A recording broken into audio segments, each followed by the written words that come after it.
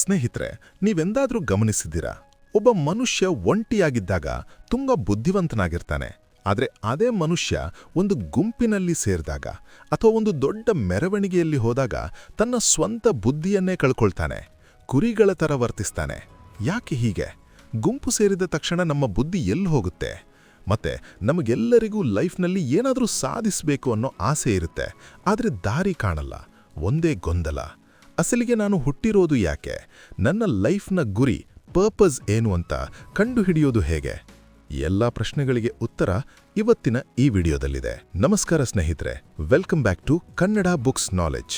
ನಾವು Robert Greene ಅವರು ಬರೆದಿರೋ ಜಗತ್ಪ್ರಸಿದ್ಧ ಪುಸ್ತಕ ದ ಲಾಸ್ ಆಫ್ ಹ್ಯೂಮನ್ ನೇಚರ್ನ ಸಾರಾಂಶವನ್ನು ನೋಡ್ತಾ ಇದ್ವಿ. ಇದು ಈ ಸರಣಿಯ ಭಾಗ 2 ಮತ್ತು ಅಂತಿಮ ಭಾಗ. ಭಾಗ 1ರಲ್ಲಿ ನಾವು ಮನುಷ್ಯರ ನಡವಳಿಕೆಯ 9 ಮುಖ್ಯ ನಿಯಮಗಳನ್ನ ತಿಳ್ಕೊಂಡ್ವಿ.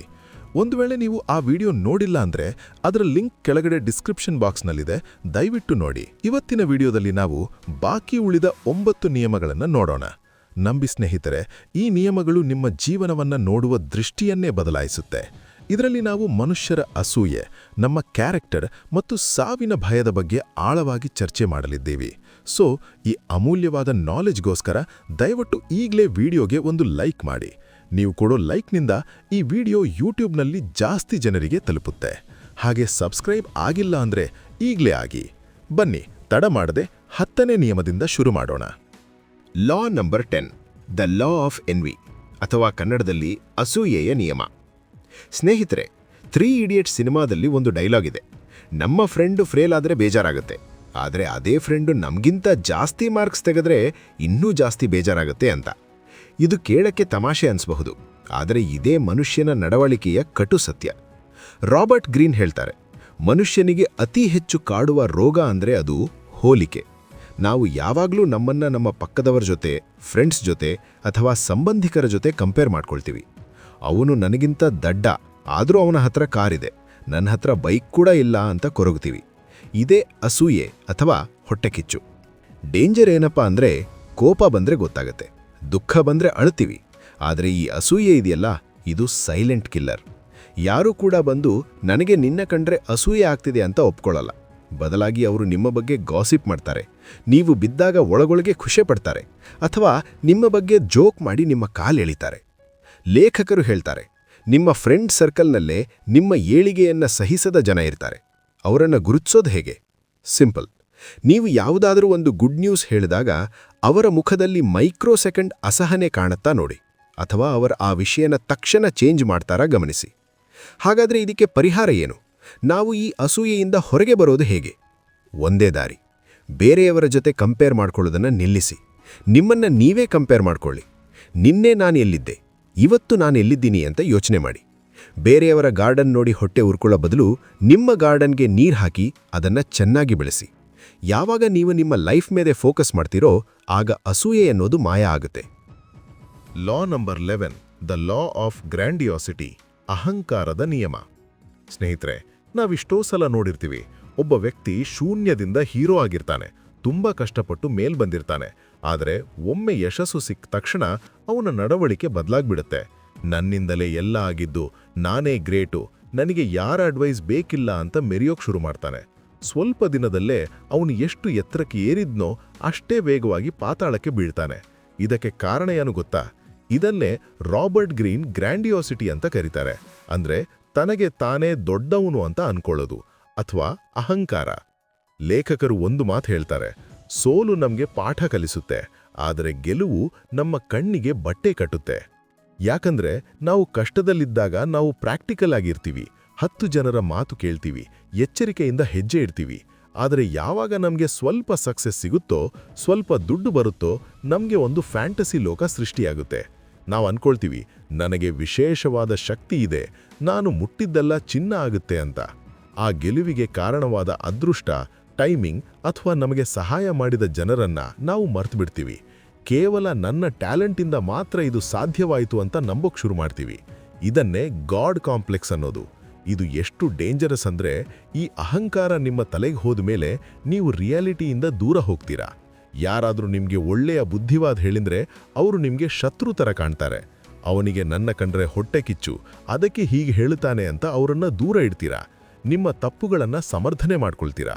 ಕೊನೆಗೆ ವಾಸ್ತವದ ಅರಿವಿಲ್ಲದೆ ತಪ್ಪು ನಿರ್ಧಾರ ತಗೊಂಡು ಸರ್ವನಾಶ ಆಗ್ತೀರಾ. ಹಾಗಾದ್ರೆ ಈ ಕಾಯಿಲೆಯಿಂದ ತಪ್ಪಿಸಿಕೊಳ್ಳೋದು ಹೇಗೆ? ನಾವು ಎಷ್ಟೇ ದೊಡ್ಡವರಾದ್ರೂ ನೆಲದ ಮೇಲೆ ನಿಲ್ಲೋದು ಹೇಗೆ? ಲೇಖಕರು ಹೇಳ್ತಾರೆ, ನಿಮ್ಮ ಯಶಸ್ಸಿನ ಕ್ರೆಡಿಟ್ ಅನ್ನ ಯಾವತ್ತೂ ಪೂರ್ತಿಯಾಗಿ ನೀವೇ ತಗೋಬೇಡಿ. ಹೌದು, ನಾನು ಕಷ್ಟಪಟ್ಟಿದ್ದೀನಿ, ಆದರೆ ನನ್ನ ಜೊತೆ ನನ್ನ ಟೀಮ್ ಇತ್ತು, ನನಗೆ ದೇವರ ದಯೆ ಇತ್ತು, ನನಗೆ ಟೈಮ್ ಸಾಥ್ ಕೊಡ್ತು ಅಂತ ಒಪ್ಕೊಳ್ಳಿ. ಇದನ್ನೇ ರಿಯಾಲಿಟಿ ಚೆಕ್ ಅನ್ನೋದು. ನೀವು ಎಷ್ಟು ದೊಡ್ಡ ಸಾಧನೆ ಮಾಡಿದ್ರೂ ನನಗೆ ಗೊತ್ತಿರೋದು ಇಷ್ಟೇ, ಕಲಿಯೋದು ಇನ್ನೂ ಬೆಟ್ಟದಷ್ಟಿದೆ ಅನ್ನೋ ಮನಸ್ಥಿತಿ ಇಟ್ಕೊಳ್ಳಿ. ಯಾವ ಮನುಷ್ಯ ತನ್ನ ಮಿತಿಗಳನ್ನ ಅರ್ಥ ಮಾಡ್ಕೊಳ್ತಾನೋ ಅವನು ಮಾತ್ರ ಜೀವನ ಪೂರ್ತಿ ಗೆಲ್ತಾನೆ.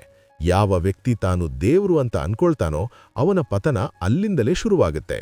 ಸೊ ಫ್ರೆಂಡ್ಸ್, ಕಾನ್ಫಿಡೆನ್ಸ್ ಇರ್ಲಿ, ಆದ್ರೆ ಅದು ಓವರ್ ಕಾನ್ಫಿಡೆನ್ಸ್ ಆಗಿ ಅಹಂಕಾರ ಆಗಿ ಬದಲಾಗದ ಹಾಗೆ ನೋಡ್ಕೊಳ್ಳಿ. Law number 12, the law of gender rigidity, ಲಿಂಗ ಕಠಿಣತೆಯ ನಿಯಮ. ಸ್ನೇಹಿತರೆ, ಸಮಾಜ ನಮಗೆ ಸಣ್ಣವರಿಂದಲೇ ಒಂದು ಪಾಠ ಕಲಿಸ್ಬಿಟ್ಟಿದೆ. ಗಂಡಸು ಅಂದ್ರೆ ಹೀಗೇ ಇರಬೇಕು, ಕಲ್ಬಂಡೆ ಥರ ಗಟ್ಟಿಯಾಗಿರಬೇಕು, ಅಳಬಾರ್ದು, ಎಮೋಷನಲ್ ಆಗ್ಬಾರ್ದು ಅಂತ. ಹಾಗೆ ಹೆಂಗಸು ಅಂದ್ರೆ ಹೀಗೇ ಇರಬೇಕು, ಸಾಫ್ಟ್ ಆಗಿರಬೇಕು, ಎಲ್ಲವನ್ನೂ ಸಹಿಸ್ಕೊಳ್ಬೇಕು, ಜೋರಾಗಿ ಮಾತಾಡಬಾರ್ದು ಅಂತ. ಆದರೆ ರಾಬರ್ಟ್ ಗ್ರೀನ್ ಹೇಳ್ತಾರೆ, ಈ ರೀತಿ ಯೋಚನೆ ಮಾಡೋದೇ ನಮ್ಮ ಬೆಳವಣಿಗೆಗೆ ದೊಡ್ಡ ತೊಂದರೆ.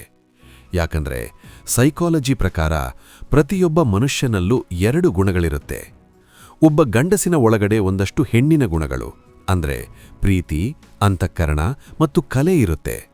ಹಾಗೆ ಒಬ್ಬ ಹೆಣ್ಣಿನ ಒಳಗಡೆ ಒಂದಷ್ಟು ಗಂಡಿನ ಗುಣಗಳು, ಅಂದ್ರೆ ಧೈರ್ಯ, ರಿಸ್ಕ್ ತಗೊಳ್ಳೋದು ಮತ್ತು ಲೀಡರ್ಶಿಪ್ ಇರುತ್ತೆ. ಇದನ್ನೇ ಕಾರ್ಲ್ ಯಂಗ್ ಅವರು ಅನಿಮಾ ಮತ್ತು ಅನಿಮಸ್ ಅಂತ ಕರೆದರು. ಆದರೆ ಸಮಸ್ಯೆ ಏನಾಗುತ್ತೆ ಅಂದ್ರೆ, ಒಬ್ಬ ಗಂಡಸು ತನ್ನ ಒಳಗಿರೋ ಈ ಸಾಫ್ಟ್ ಗುಣಗಳನ್ನ ಹೊರಗೆ ತೋರಿಸಕ್ಕೆ ನಾಚಿಕೆ ಪಡ್ತಾನೆ. ಅಯ್ಯೋ, ನಾನತ್ರೆ ಜನ ಏನಂತಾರೆ, ನಾನ್ ವೀಕ್ ಅನ್ಕೋತಾರೆ ಅಂತ ಭಯಪಟ್ಟು ತನ್ನ ಫೀಲಿಂಗ್ಸ್ನ ಕುತ್ತಿಗೆ ಹಿಸುಕ್ತಾ ಬರ್ತಾನೆ. ಇದರಿಂದ ಅವನು ಕ್ರಮೇಣ ಕಟುಕನಾಗ್ತಾನೆ, ಯಾರನ್ನೂ ಅರ್ಥ ಮಾಡ್ಕೊಳ್ಳಕ್ಕಾಗಲ್ಲ, ಕೊನೆಗೆ ಒಂಟಿಯಾಗ್ತಾನೆ. ಅದೇ ರೀತಿ ಒಬ್ಬ ಹೆಣ್ಣುಮಗಳು ತನಗೇನಾದರೂ ಸಾಧಿಸಬೇಕು ಅನ್ನೋ ಛಲ ಇದ್ರೂ ಅಥವಾ ಸಿಟ್ಟು ಬಂದ್ರೂ ಅದನ್ನ ಹೊರಗೆ ಹಾಕಲ್ಲ. ನಾನು ಒಳ್ಳೆಯ ಹುಡುಗಿ ಥರ ಇರಬೇಕು ಅಂತ ತನ್ನ ಶಕ್ತಿಯನ್ನ ಅದುಮಿ ಇಡ್ತಾಳೆ.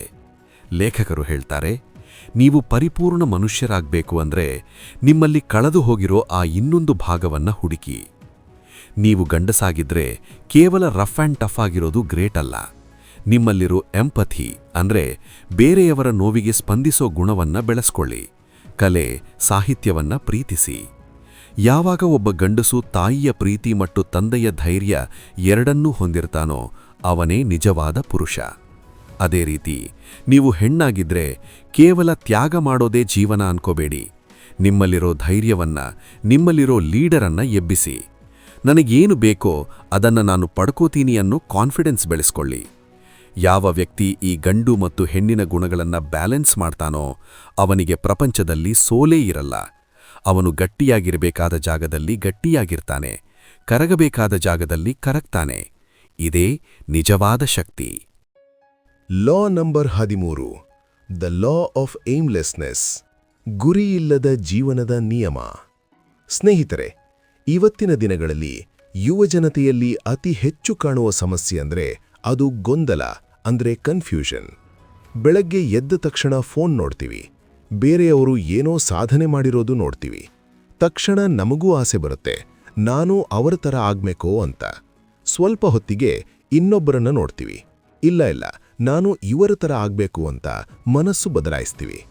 ಹೀಗೆ ನಾವು ಗಾಳಿ ಬಂದ ಕಡೆ ತೂರಿಕೊಳ್ಳುವ ಧೂಳು ತರಹ ಎಲ್ಲಿಗೆ ಹೋಗ್ತಾ ಇದ್ದೀವಿ ಅನ್ನೋ ಸ್ಪಷ್ಟತೆ ಇಲ್ಲದೆ ಸುಮ್ಮನೆ ಓಡ್ತಾ ಇದ್ದೀವಿ. ಇದನ್ನೇ ರಾಬರ್ಟ್ ಗ್ರೀನ್ ಏಮ್ಲೆಸ್ನೆಸ್ ಅಥವಾ ಗುರಿಯಿಲ್ಲದ ಪ್ರಯಾಣ ಅಂತ ಕರೀತಾರೆ. ಲೇಖಕರು ಹೇಳ್ತಾರೆ, ಗಮ್ಯಸ್ಥಾನ ಗೊತ್ತಿಲ್ಲದ ಹಡಗಿಗೆ ಯಾವ ಗಾಳಿ ಬಂದರೂ ಸಹಾಯ ಮಾಡಲ್ಲ. ನೀವು ಎಷ್ಟೇ ಬುದ್ಧಿವಂತರಾಗಿರಿ, ಎಷ್ಟೇ ಹಾರ್ಡ್ ವರ್ಕ್ ಮಾಡಿ, ನಿಮ್ಮತ್ರ ಒಂದು ನಿರ್ದಿಷ್ಟವಾದ ಉದ್ದೇಶ ಇಲ್ಲ ಅಂದ್ರೆ ನಿಮ್ಮ ಶಕ್ತಿಯೆಲ್ಲ ವೇಸ್ಟ್ ಆಗತ್ತೆ. ಹಾಗಾದ್ರೆ ನಮ್ಮ ಲೈಫ್ನ ಪರ್ಪಸ್ ಅಥವಾ ಉದ್ದೇಶವನ್ನ ಕಂಡುಹಿಡಿಯೋದು ಹೇಗೆ? ಇದಕ್ಕೆ ಲೇಖಕರು ತುಂಬಾ ಸುಂದರವಾದ ಮಾರ್ಗವನ್ನ ಹೇಳ್ತಾರೆ. ಪ್ರತಿಯೊಬ್ಬ ಮನುಷ್ಯನೂ ಹುಟ್ಟುವಾಗ ಒಂದು ವಿಶಿಷ್ಟವಾದ ಬೀಜವನ್ನ ಹೊತ್ತುಕೊಂಡು ಬಂದಿರ್ತಾನೆ. ಬಾಲ್ಯದಲ್ಲಿ ನಮಗೆ ಯಾವುದೋ ಒಂದು ಕೆಲಸ ಅಂದ್ರೆ ತುಂಬಾ ಇಷ್ಟ ಇರುತ್ತೆ. ಕೆಲವರಿಗೆ ಚಿತ್ರ ಬಿಡಿಸೋದು, ಕೆಲವರಿಗೆ ರಿಪೇರಿ ಮಾಡೋದು, ಕೆಲವರಿಗೆ ಮಾತಾಡೋದು. ನಮಗೆ ಟೈಮ್ ಹೋಗೋದೇ ಗೊತ್ತಾಗ್ತಿರ್ಲಿಲ್ಲ. ಆದ್ರೆ ನಾವು ದೊಡ್ಡವರಾಗ್ತಾ ಹೋದ ಹಾಗೆ ಪೋಷಕರು, ಟೀಚರ್ಸ್ ಮತ್ತು ಸಮಾಜದ ಮಾತು ಕೇಳಿ ಆ ಒಳಗಿನ ಧ್ವನಿಯನ್ನ ಸಾಯಿಸಿಬಿಡ್ತೀವಿ. ಅದರಲ್ಲಿ ದುಡ್ಡಿಲ್ಲ, ಇದು ಮಾಡು ಅದು ಮಾಡು ಅಂತ ಅವರು ಹೇಳಿದ ದಾರಿಯಲ್ಲೇ ಹೋಗಿ ಕೊನೆಗೆ ಫ್ರಸ್ಟ್ರೇಟ್ ಆಗಿ ಬದುಕ್ತೀವಿ. ರಾಬರ್ಟ್ ಗ್ರೀನ್ ಹೇಳ್ತಾರೆ, ನಿಮ್ಮ ನಿಜವಾದ ಶಕ್ತಿ ಇರೋದು ನಿಮ್ಮ ಒರಿಜಿನಾಲಿಟಿಯಲ್ಲಿ. ನೀವು ಜೀವನದಲ್ಲಿ ಸೋಲಬಾರದು ಅಂದ್ರೆ ಮತ್ತೆ ನಿಮ್ಮ ಭೂತಕಾಲಕ್ಕೆ ಹೋಗಿ. ಯಾವ ಕೆಲಸ ಮಾಡುವಾಗ ನಾನು ನನ್ನನ್ನೇ ಮರೆತು ಹೋಗ್ತೀನಿ, ಯಾವ ಕೆಲಸವನ್ನ ನಾನು ದುಡ್ಡು ಕೊಡದಿದ್ರೂ ಪ್ರೀತಿಯಿಂದ ಮಾಡ್ತೀನಿ ಅಂತ ಹುಡುಕಿ. ಅದೇ ನಿಮ್ಮ ಲೈಫ್ ಟಾಸ್ಕ್. ಯಾವಾಗ ನಿಮಗೊಂದು ಬಲವಾದ ಉದ್ದೇಶ ಇರುತ್ತೋ ಆಗ ಸಣ್ಣಪುಟ್ಟ ಅವಮಾನಗಳು, ಸೋಲುಗಳು ನಿಮ್ಮನ್ನ ಏನೂ ಮಾಡಲ್ಲ. ಆ ಉದ್ದೇಶವೇ ನಿಮಗೆ ಕವಚ ಆಗಿ ರಕ್ಷಣೆ ಕೊಡುತ್ತೆ. ಸೊ ಫ್ರೆಂಡ್ಸ್, ಬೇರೆಯವರ ಕನಸನ್ನ ಬದುಕೋದನ್ನ ನಿಲ್ಲಿಸಿ. ನಿಮಗೋಸ್ಕರ ಒಂದು ಗುರಿ ಇಟ್ಟುಕೊಳ್ಳಿ. ಆ ಗುರಿ ಎಷ್ಟೇ ಕಷ್ಟ ಇರಲಿ, ಅದನ್ನೇ ನಿಮ್ಮ ಉಸಿರಾಟ ಮಾಡಿಕೊಳ್ಳಿ. ಆಗ ನೋಡಿ, ಇಡೀ ಪ್ರಪಂಚವೇ ನಿಮಗೋಸ್ಕರ ದಾರಿ ಬಿಟ್ಟುಕೊಡುತ್ತೆ. ಲಾ ನಂಬರ್ 14, ದ ಲಾ ಆಫ್ ಕನ್ಫಾರ್ಮಿಟಿ, ಗುಂಪುಗಾರಿಕೆಯ ನಿಯಮ. ಸ್ನೇಹಿತರೆ, ನೀವ್ ಎಂದಾದ್ರೂ ಗಮನಿಸಿದ್ದೀರಾ? ಒಬ್ಬ ವ್ಯಕ್ತಿ ಒಂಟಿಯಾಗಿದ್ದಾಗ ತುಂಬಾ ಬುದ್ಧಿವಂತನಾಗಿರ್ತಾನೆ, ಸಮಾಧಾನವಾಗಿ ಯೋಚನೆ ಮಾಡ್ತಾನೆ. ಆದ್ರೆ ಅದೇ ವ್ಯಕ್ತಿ ಒಂದು ಗುಂಪು ಸೇರಿದಾಗ, ಅಥವಾ ಒಂದು ಪೊಲಿಟಿಕಲ್ ಪಾರ್ಟಿ ಮೀಟಿಂಗಿಗೆ ಹೋದಾಗ, ಅಥವಾ ಫ್ರೆಂಡ್ಸ್ ಜೊತೆ ಸೇರಿದಾಗ ಪೂರ್ತಿ ಬದಲಾಗ್ಬಿಡ್ತಾನೆ. ಅವನು ತನ್ನ ಸ್ವಂತ ಬುದ್ಧಿಯನ್ನ ಸ್ವಿಚ್ ಆಫ್ ಮಾಡಿ ಆ ಗುಂಪು ಏನ್ ಹೇಳುತ್ತೋ ಅದನ್ನೇ ಕುರಿಮರಿ ತರಹ ಫಾಲೋ ಮಾಡೋಕೆ ಶುರು ಮಾಡ್ತಾನೆ. ಇದನ್ನೇ Robert Greene the law of conformity ಅಂತ ಕರೀತಾರೆ. ಅಂದರೆ ಗುಂಪಿಗೆ ಹೊಂದಿಕೊಳ್ಳುವ ನಿಯಮ. ಮನುಷ್ಯ ಮೂಲತಃ ಒಂದು ಸಾಮಾಜಿಕ ಪ್ರಾಣಿ. ನಮಗೆ ಒಂಟಿಯಾಗಿರೋದಕ್ಕೆ ಭಯ. ನಮ್ಮನ್ನ ಸಮಾಜದಿಂದ ಹೊರಗೆ ಹಾಕ್ಬಿಡ್ತಾರೆ ಅನ್ನೋ ಆತಂಕ ಯಾವಾಗ್ಲೂ ಇರತ್ತೆ. ಅದಕ್ಕೆ ನಾವೇನ್ ಮಾಡ್ತೀವಿ? ನಾವು ಸೇರಿರೋ ಗುಂಪು, ಅದು ಆಫೀಸ್ ಟೀಮ್ ಆಗಿರಬಹುದು, ಫ್ರೆಂಡ್ಸ್ ಗ್ರೂಪ್ ಆಗಿರಬಹುದು, ಅಥವಾ ಜಾತಿಯ ಗುಂಪು ಆಗಿರಬಹುದು. ಆ ಗುಂಪು ಏನ್ ಮಾಡುತ್ತೋ ನಾವು ಅದನ್ನೇ ಮಾಡ್ತೀವಿ. ಅವರು ನಕ್ಕರೆ ನಾವು ನಗ್ತೀವಿ, ಅವರು ಯಾರನ್ನಾದ್ರೂ ದ್ವೇಷ ಮಾಡಿದ್ರೆ ನಾವು ಅವರನ್ನ ದ್ವೇಷ ಮಾಡ್ತೀವಿ. ನಾನು ಬೇಳೆ ತರಹ ಕಂಡರೆ ನನ್ನನ್ನ ಗುಂಪಿನಿಂದ ಹೊರಗೆ ಹಾಕ್ತಾರೆ ಅನ್ನೋ ಭಯ ನಮ್ಮನ್ನ ಆಳುತ್ತೆ. ಆದರೆ ಲೇಖಕರು ಹೇಳ್ತಾರೆ, ಗುಂಪಿನಲ್ಲಿ ಸೇರಿದಾಗ ಮನುಷ್ಯನ ಐಕ್ಯೂ ಲೆವೆಲ್ ಕಡಿಮೆ ಆಗುತ್ತೆ. ಯಾಕಂದ್ರೆ ಅಲ್ಲಿ ಎಮೋಷನ್ಸ್ ಜಾಸ್ತಿ ಇರುತ್ತೆ, ಲಾಜಿಕ್ ಇರಲ್ಲ. ಸೋಷಿಯಲ್ ಮೀಡಿಯಾದಲ್ಲಿ ಟ್ರೋಲ್ ಮಾಡೋರನ್ನ ನೋಡಿ. ಒಬ್ಬ ಬೈದ ಅಂತ 100 ಜನ ಬೈತಾರೆ. ಯಾಕೆ ಬೈತಾ ಇದೀವಿ ಅಂತಾನೆ ಅವರಿಗೆ ಗೊತ್ತಿರಲ್ಲ. ಇದೇ ಗುಂಪಿನ ಪ್ರಭಾವ. ಹಾಗಾದ್ರೆ ಇದರಿಂದ ಬಚಾವಾಗೋದು ಹೇಗೆ? ನಾವು ಸಮಾಜದಲ್ಲೇ ಇರಬೇಕು, ಆದ್ರೆ ನಮ್ಮತನವನ್ನ ಕಳ್ಕೋಬಾರ್ದು. ಅದು ಹೇಗೆ? ಇದಕ್ಕೆ ಲೇಖಕರು ಹೇಳೋದಿಷ್ಟೇ, ಗುಂಪಿನ ಜೊತೆ ಇರಿ, ಆದ್ರೆ ಗುಂಪಿನ ತರಹ ಆಗ್ಬೇಡಿ. ನೀವು ಜನರ ಜೊತೆ ಬೆರೆಯಿರಿ, ನಗ್ನಗ್ತಾ ಮಾತಾಡಿ, ಆದ್ರೆ ನಿಮ್ಮ ಕ್ರಿಟಿಕಲ್ ಥಿಂಕಿಂಗ್ ಅಂದ್ರೆ ಸ್ವಂತ ಆಲೋಚನೆಯನ್ನ ಯಾರಿಗೂ ಅಡವಿಡಬೇಡಿ. ಯಾವಾಗ ಎಲ್ಲರೂ ಹೌದು ಹೌದು ಅಂತ ತಲೆಯಾಡಿಸ್ತಾ ಇರ್ತಾರೋ ಆಗ ಒಂದು ಕ್ಷಣ ಪಾಸ್ ಮಾಡಿ ಯೋಚಿಸಿ, ಇದು ನಿಜವಾಗ್ಲೂ ಸರಿಯೇ, ಅಥವಾ ಇವರೆಲ್ಲ ಮಾಡ್ತಾ ಇದ್ದಾರೆ ಅಂತ ನಾನು ಮಾಡ್ಬೇಕಾ? ನಿಜವಾದ ಲೀಡರ್ ಯಾರು ಗೊತ್ತಾ? ಯಾರು ಗುಂಪಿನ ಪ್ರವಾಹದ ವಿರುದ್ಧ ಈಜುವ ಧೈರ್ಯ ಮಾಡ್ತಾರೋ ಅವರೇ ಲೀಡರ್. ಎಲ್ಲರೂ ಸುಳ್ಳನ್ನ ಸತ್ಯ ಅಂತ ನಂಬಿದಾಗ ಒಬ್ಬನೇ ಎದ್ದು ನಿಂತು ಇಲ್ಲ ಇದು ಸುಳ್ಳು ಅಂತ ಹೇಳೋ ತಾಕತ್ತಿರುತ್ತಲ್ಲ, ಅದು ನಾಯಕನ ಲಕ್ಷಣ. ಸೊ ಫ್ರೆಂಡ್ಸ್, ಜನರ ಜೊತೆ ಸೇರಿ ಎಂಜಾಯ್ ಮಾಡಿ, ಆದ್ರೆ ನಿಮ್ಮ ಕಂಟ್ರೋಲ್ ರಿಮೋಟನ್ನ ಯಾವತ್ತೂ ಬೇರೆಯವರ ಕೈಗೆ ಕೊಡಬೇಡಿ. ನಿಮ್ಮ ನಿರ್ಧಾರ ನಿಮ್ಮದೇ ಆಗಿರಲಿ. ಲಾ ನಂಬರ್ 15, ದ ಲಾ ಆಫ್ ಫಿಕಲ್ನೆಸ್, ಚಂಚಲತೆಯ ನಿಯಮ. ಸ್ನೇಹಿತರೆ, ನಾಯಕತ್ವ ಅಥವಾ ಲೀಡರ್ಶಿಪ್ ಅನ್ನೋದು ಹೂವಿನ ಹಾಸಿಗೆ ಅಲ್ಲ, ಅದು ಮುಳ್ಳಿನ ಕಿರೀಟ ಇದ್ದ ಹಾಗೆ. ನೀವು ಗಮನಿಸಿರಬಹುದು, ಜನ ಒಂದು ದಿನ ನಿಮ್ಮನ್ನ ತಲೆ ಮೇಲೆ ಹೊತ್ಕೊಂಡು ಮೆರೆಸ್ತಾರೆ, ನಮ್ಮ ಲೀಡರ್ ಸೂಪರ್ ಅಂತ ಜೈಕಾರ ಹಾಕ್ತಾರೆ. ಆದರೆ ಒಂದೇ ಒಂದು ಸಣ್ಣ ತಪ್ಪಾದ್ರೆ ಸಾಕು, ಅಥವಾ ಅವರಿಗೆ ಬೇರೆ ಯಾರೋ ಇಷ್ಟ ಆದ್ರೆ ಸಾಕು, ಅದೇ ಜನ ನಿಮ್ಮನ್ನ ಕೆಳಗಿಳಿಸಿ ತುಳಿಯೋಕೆ ರೆಡಿ ಇರ್ತಾರೆ. ಇದನ್ನೇ Robert Greene the law of fickleness ಅಂದ್ರೆ ಚಂಚಲತೆಯ ನಿಯಮ ಅಂತ ಕರೀತಾರೆ. ಜನರ ಎಮೋಷನ್ಸ್ ಯಾವಾಗ್ಲೂ ಬದಲಾಗ್ತಾನೆ ಇರುತ್ತೆ. ಇವತ್ತು ನಿಮ್ಮನ್ನ ಪ್ರೀತಿಸೋರು ನಾಳೆ ನಿಮ್ಮನ್ನ ದ್ವೇಷಿಸಬಹುದು. ಜನ ಯಾವಾಗ್ಲೂ ನನಗೇನು ಲಾಭ ಅಂತ ನೋಡ್ತಾರೆ ಹೊರತು ಇವರು ನಮಗೋಸ್ಕರ ಹಿಂದೆ ಏನ್ ಮಾಡಿದ್ರು ಅನ್ನೋದನ್ನ ನೆನ್ಪಿಟ್ಕೊಳ್ಳಲ್ಲ.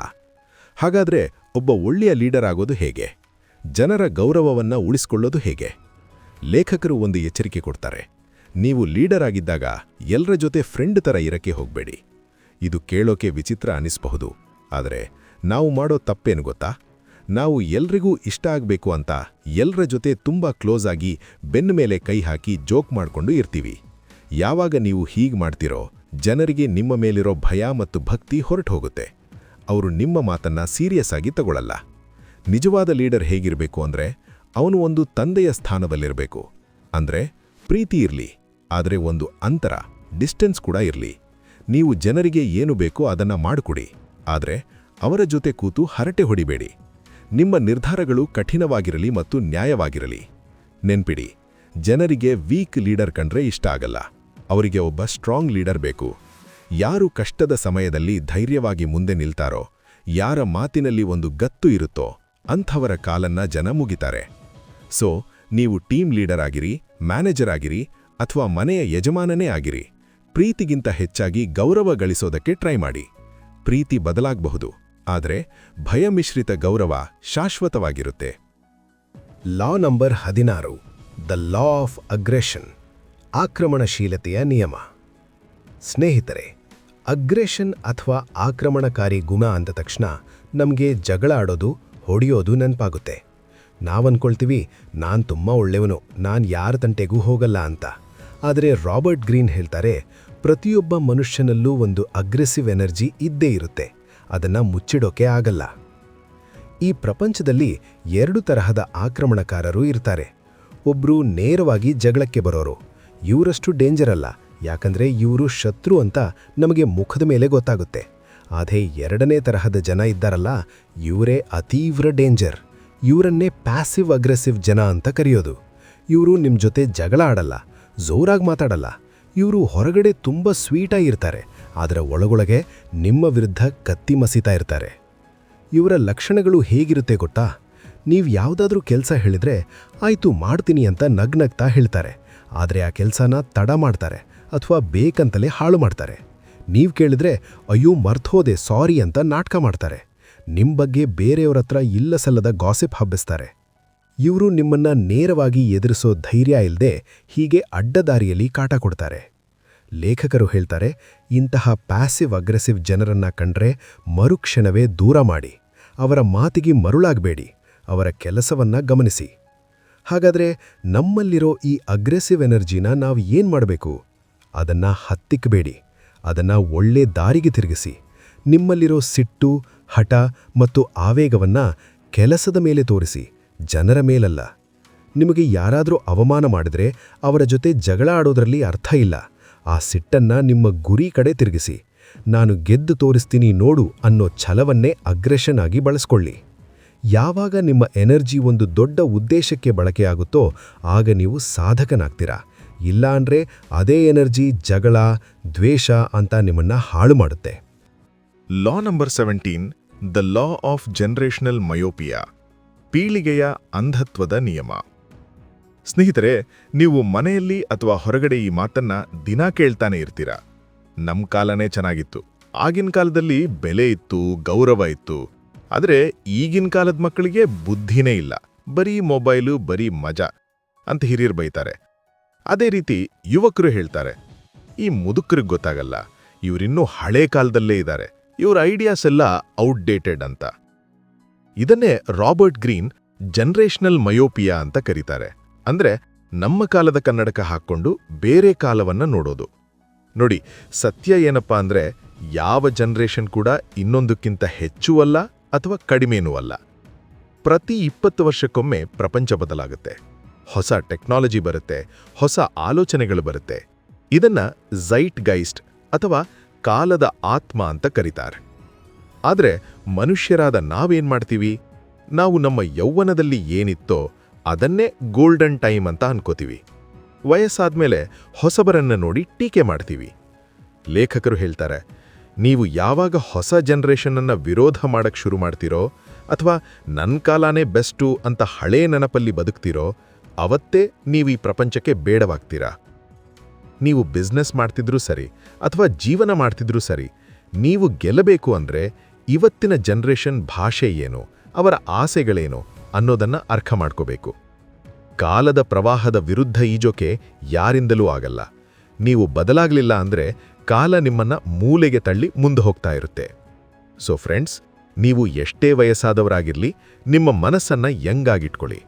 ಈಗಿನ ಕಾಲದವರು ಕೆಟ್ಟವರು ಅಂತ ಬೈಯೋದನ್ನ ಬಿಟ್ಟು ಅವರಿಂದ ನಾನು ಏನ್ ಕಲಿಬಹುದು, ಅವರ ಟ್ರೆಂಡ್ ಏನು ಅಂತ ಕುತೂಹಲ ಬೆಳೆಸ್ಕೊಳ್ಳಿ. ಯಾರು ಕಾಲದ ಜೊತೆ ಹೆಜ್ಜೆ ಹಾಕ್ತಾರೋ ಅವರು ಮಾತ್ರ ಯಾವತ್ತಿಗೂ ಪ್ರಸ್ತುತವಾಗಿರ್ತಾರೆ. ಹಳೆಯ ಬೇರಿರ್ಲಿ, ಆದ್ರೆ ಹೊಸ ಚಿಗುರು ಬರ್ತಾ ಇರ್ಲಿ. ನಿಯಮ 18 the law of death denial, ಸಾವಿನ ನಿರಾಕರಣೆಯ ನಿಯಮ. ಸ್ನೇಹಿತರೆ, ನಾವೀಗ ಈ ಪುಸ್ತಕದ ಅಂತಿಮ ಅಧ್ಯಾಯಕ್ಕೆ ಬಂದು ನಿಲ್ತಿದ್ದೀವಿ. ರಾಬರ್ಟ್ ಗ್ರೀನ್ ಈ ಅಧ್ಯಾಯದಲ್ಲಿ ಮನುಷ್ಯನ ಅತಿದೊಡ್ಡ ಭಯದ ಬಗ್ಗೆ ಮಾತಾಡ್ತಾರೆ. ಅದೇ ಸಾವು ಅಥವಾ ಡೆತ್. ನಮಗೆಲ್ಲರಿಗೂ ಗೊತ್ತು, ಒಂದಲ್ಲ ಒಂದು ದಿನ ನಾವು ಸಾಯಲೇಬೇಕು ಅಂತ. ಆದರೂ ನಾವು ದಿನನಿತ್ಯ ಹೇಗೆ ಬದುಕ್ತೀವಿ ಅಂದರೆ ನಮಗೆ ಸಾವೇ ಬರೋದಿಲ್ಲ. ನಾವು ಅಮರರು ಅನ್ನೋ ಥರ ಬದುಕ್ತೀವಿ. ಸಾವಿನ ಬಗ್ಗೆ ಮಾತಾಡಕ್ಕೆ ಭಯ ಪಡ್ತೀವಿ. ಅದನ್ನ ಅಶುಭ ಅಂತ ಕರಿತೀವಿ. ಸಾವಿನ ಆಲೋಚನೆಯನ್ನ ಆದಷ್ಟು ನಮ್ಮ ಮನಸ್ಸಿನಿಂದ ದೂರ ತಳ್ತೀವಿ. ಇದನ್ನೇ ಡೆತ್ ಡಿನಯಲ್ ಅಥವಾ ಸಾವಿನ ನಿರಾಕರಣೆ ಅನ್ನೋದು. ಆದರೆ ಲೇಖಕರು ಹೇಳ್ತಾರೆ, ಸಾವಿನ ಅರಿವೇ ಜೀವನದ ಅರ್ಥ. ಯಾಕೆ ಗೊತ್ತಾ? ನೀವು ಯಾವಾಗ ನನ್ನ ಹತ್ರ ಇರೋ ಸಮಯ ತುಂಬಾ ಕಡಿಮೆ, ನಾಳೆ ನಾನು ಇಲ್ಲದೇ ಇರಬಹುದು ಅಂತ ಅರಿತುಕೊಳ್ತೀರೋ, ಆಗ ನಿಮ್ಮ ಜೀವನದ ಪ್ರತಿಯೊಂದು ಕ್ಷಣವೂ ನಿಮಗೆ ಅಮೂಲ್ಯವಾಗಿ ಕಾಣುತ್ತೆ. ಇದಕ್ಕೆ ಲ್ಯಾಟಿನ್ ಭಾಷೆಯಲ್ಲಿ ಒಂದು ಮಾತಿದೆ, ಮೆಮೆಂಟೋ ಮೋರಿ ಅಂತ. ಅಂದ್ರೆ ನೀನು ಸಾಯಲೇಬೇಕು ಅನ್ನೋದನ್ನ ನೆನಪಿಟ್ಕೋ ಅಂತ. ಇದು ಕೇಳಕ್ಕೆ ನೆಗೆಟಿವ್ ಅನಿಸಬಹುದು, ಆದರೆ ಇದು ನೆಗೆಟಿವ್ ಅಲ್ಲ, ಇದು ರಿಯಾಲಿಟಿ. ಒಮ್ಮೆ ಯೋಚನೆ ಮಾಡಿ, ನಿಮಗೆ ನನ್ನ ಹತ್ರ ಬರೀ 1 ತಿಂಗಳು ಟೈಮ್ ಇದೆ ಅಂತ ಗೊತ್ತಾದ್ರೆ ನೀವು ಸಣ್ಣ ಪುಟ್ಟ ಜಗಳ ಮಾಡ್ಕೊಂಡು ಕೂರ್ತೀರಾ? ಆಫೀಸ್ ಪಾಲಿಟಿಕ್ಸ್ ಬಗ್ಗೆ ತಲೆ ಕೆಡಿಸ್ಕೊಳ್ತೀರಾ? ಅಸೂಯೆ ಪಡ್ತೀರಾ? ಇಲ್ಲ. ಆಗ ನೀವು ಬರೀ ಪ್ರೀತಿ ಮಾಡ್ತೀರಾ. ನಿಮಗೆ ಇಷ್ಟ ಬಂದ ಕೆಲಸ ಮಾಡ್ತೀರಾ. ನಿಮ್ಮ ಪ್ರೀತಿ ಪಾತ್ರರ ಜೊತೆ ಟೈಮ್ ಸ್ಪೆಂಡ್ ಮಾಡ್ತೀರಾ. ಲೇಖಕರು ಹೇಳ್ತಾರೆ, ಸಾವಿನ ಅರಿವು ನಮ್ಮೊಳಗಿನ ಅಹಂಕಾರವನ್ನ ಸುಟ್ಟು ಹಾಕುತ್ತೆ. ಸ್ಮಶಾನದಲ್ಲಿ ರಾಜನೂ ಒಂದೇ, ಪ್ರಜೆಯೂ ಒಂದೇ. ನಾವು ಎಷ್ಟೇ ದೊಡ್ಡವರಾದರೂ ಕೊನೆಗೆ ಮಣ್ಣಾಗೇ ಹೋಗೋದು ಅನ್ನೋ ಸತ್ಯ ಗೊತ್ತಾದಾಗ ಮನುಷ್ಯ ಮನುಷ್ಯನನ್ನ ದ್ವೇಷ ಮಾಡೋದು ನಿಲ್ಲಿಸ್ತಾನೆ. ಸೊ ಫ್ರೆಂಡ್ಸ್, ಸಾವಿಗೆ ಹೆದರಬೇಡಿ, ಅದನ್ನು ಒಪ್ಕೊಳ್ಳಿ. ಪ್ರತಿದಿನ ಬೆಳಗ್ಗೆ ಎದ್ದಾಗ ಇವತ್ತು ನನಗೆ ಸಿಕ್ಕಿರೋ ಬೋನಸ್ ದಿನ ಅಂತ ಅನ್ಕೊಳ್ಳಿ. ರಾತ್ರಿ ಮಲಗುವಾಗ ಇವತ್ತು ನನ್ನ ಕೊನೆಯ ದಿನ ಆಗಿದ್ರೂ ಪರವಾಗಿಲ್ಲ, ನಾನು ಖುಷಿಯಾಗಿದ್ದೆ ಅನ್ನೋ ತೃಪ್ತಿ ನಿಮಗಿರಲಿ. ಯಾವಾಗ ನಾವು ಸಾವನ್ನ ಕಣ್ಣಲ್ಲಿ ಕಣ್ಣಿಟ್ಟು ನೋಡ್ತೀವಿ, ಆಗ ಮಾತ್ರ ನಾವು ನಿಜವಾದ ಜೀವನವನ್ನ ಪ್ರೀತಿಸೋಕೆ ಸಾಧ್ಯ.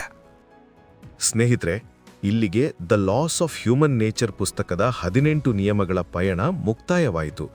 ನಾವು ಭಾಗ 1 ಮತ್ತು ಭಾಗ 2ರಲ್ಲಿ ಮನುಷ್ಯರ ನಡವಳಿಕೆಯ ಕತ್ತಲೆ ಮತ್ತು ಬೆಳಕು ಎರಡನ್ನೂ ನೋಡಿದ್ವಿ. ನಮ್ಮ ಕೋಪವನ್ನ ಹೇಗೆ ಕಂಟ್ರೋಲ್ ಮಾಡೋದು, ಜನರ ಮನಸ್ಸನ್ನ ಹೇಗೆ ಗೆಲ್ಲೋದು ಮತ್ತು ನಮ್ಮ ಜೀವನದ ಉದ್ದೇಶವನ್ನ ಹೇಗೆ ಕಂಡುಹಿಡಿಯೋದು ಅನ್ನೋದನ್ನ ಕಲ್ತಿದ್ವಿ. ರಾಬರ್ಟ್ ಗ್ರೀನ್ ಅವರ ಈ ಪುಸ್ತಕ ಕೇವಲ ಓದೋದಕ್ಕಲ್ಲ, ಇದು ಅಳವಡಿಸಿಕೊಳ್ಳೋದಕ್ಕೆ. ಈ ನಿಯಮಗಳನ್ನ ನಿಮ್ಮ ಲೈಫ್ನಲ್ಲಿ ಅಪ್ಲೈ ಮಾಡಿ. ಆಗ ನೋಡಿ, ನಿಮ್ಮ ಸುತ್ತಮುತ್ತ ಇರೋ ಜನ ಮತ್ತು ಪ್ರಪಂಚ ನಿಮಗೆ ಬೇರೆ ರೀತಿಯಲ್ಲೇ ಕಾಣುತ್ತೆ. ಈ ಸರಣಿ ನಿಮಗೆ ಇಷ್ಟ ಆಗಿದ್ರೆ ಮತ್ತು ಇದೇ ತರಹದ ಬೇರೆ ಅದ್ಭುತವಾದ ಪುಸ್ತಕಗಳ ಸಾರಾಂಶ ನಿಮಗೆ ಕನ್ನಡದಲ್ಲಿ ಬೇಕು ಅಂದ್ರೆ ದಯವಿಟ್ಟು ಕೆಳಗಡೆ ಕಮೆಂಟ್ ಮಾಡಿ ತಿಳಿಸಿ. ನಿಮ್ಮ ಪ್ರೀತಿ ಮತ್ತು ಪ್ರೋತ್ಸಾಹ ಹೀಗೆ ಇರಲಿ. ಮರೆಯದೇ ಈ ವಿಡಿಯೋನ ಲೈಕ್ ಮಾಡಿ, ನಿಮ್ಮ ಫ್ರೆಂಡ್ಸ್ ಜೊತೆ ಶೇರ್ ಮಾಡಿ, ಚಾನೆಲ್ಗೆ ಹೊಸಬರಾಗಿದ್ರೆ ಸಬ್ಸ್ಕ್ರೈಬ್ ಆಗಿ. ಕೊನೆಯದಾಗಿ ಒಂದೇ ಮಾತು, ಬದಲಾವಣೆ ಅನ್ನೋದು ಪ್ರಪಂಚದಿಂದ ಶುರುವಾಗಲ್ಲ, ಅದು ನಿಮ್ಮಿಂದಲೇ ಶುರುವಾಗುತ್ತೆ. ಆ ಬದಲಾವಣೆಗೆ ಇವತ್ತೇ ಮುನ್ನುಡಿ ಬರೆಯಿರಿ. ಮತ್ತೊಂದು ಅದ್ಭುತವಾದ ಪುಸ್ತಕದ ಜೊತೆ ಮತ್ತೆ ಸಿಗ್ತೀನಿ.